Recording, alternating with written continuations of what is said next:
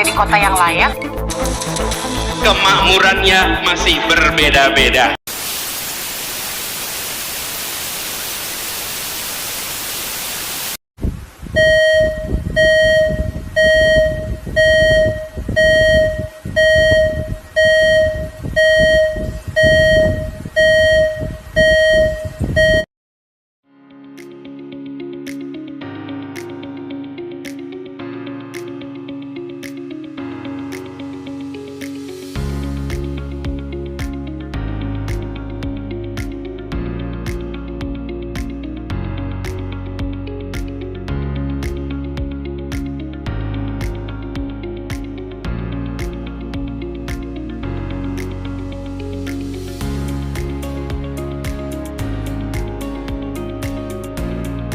Ketimpangan sosial di Indonesia.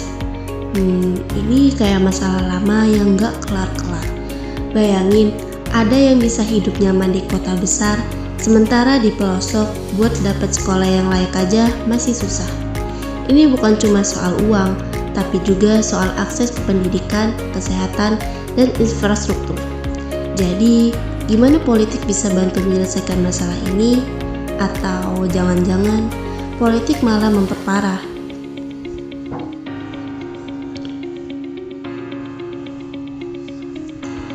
Kita sering dengar politik itu alat untuk bikin perubahan, tapi kenyataannya, ya kadang politik malah bikin masalah makin ruwet. Contohnya, kebijakan-kebijakan yang gak pas atau malah bikin orang makin susah.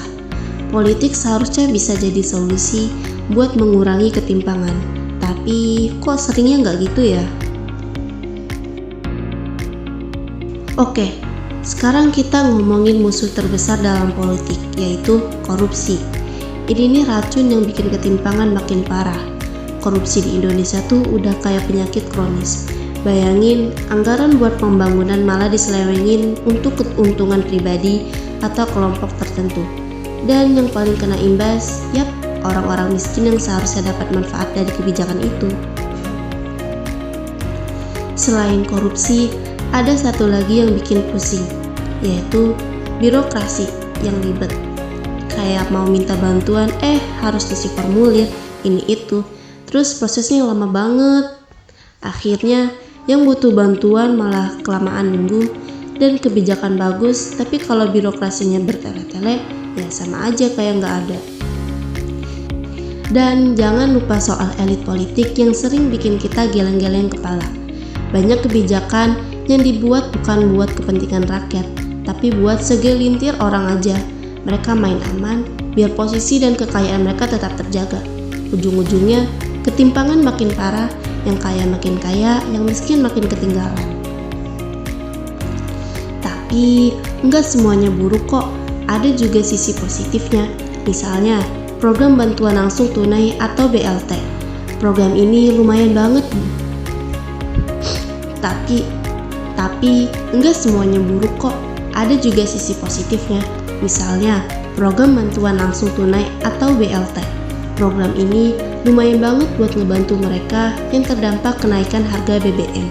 Meski masih ada kekurangan, setidaknya jutaan orang yang tadinya nggak tersentuh kebijakan, sekarang dapat bantuan langsung. Dan jangan lupakan desentralisasi.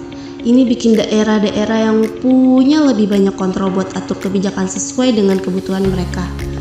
Ada beberapa daerah yang sukses bikin kebijakan lokal yang tepat sasaran, kayak akses pendidikan dan kesehatan yang lebih merata. Jadi, meskipun ketimpangan masih ada, setidaknya beberapa daerah udah mulai bergerak ke arah yang lebih membaik. Tapi ingat, kalau nggak ada komitmen politik yang benar-benar kuat, solusi yang ada cuma akan jadi solusi sementara. Korupsi masih ada, birokrasi masih ribet, dan hukum masih longgar.